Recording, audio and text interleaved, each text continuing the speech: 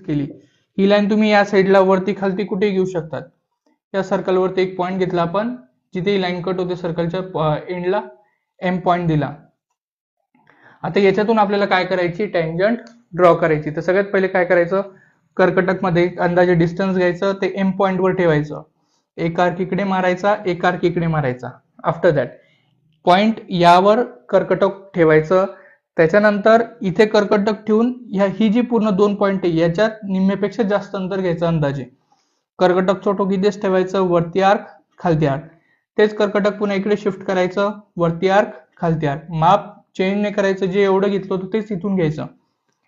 दोघं हे जे आर्क आलेले पहिले यांचे पॉइंट मार्क करून घ्यायचे आणि हे तिघं पॉइंट व्यवस्थित एका रेषेमध्ये जॉईन करायचे. हे एका रेषेमधूनच पास होतील, हे सर्कलच्या मध्ये पण येणार नाही आणि सर्कलच्या बाहेर पण जाणार नाही. हे आहे आपला या थर्ड टाइपचा ट्रायंगल, ज्याला आपण ड्रॉ केलेली होती टँजंट.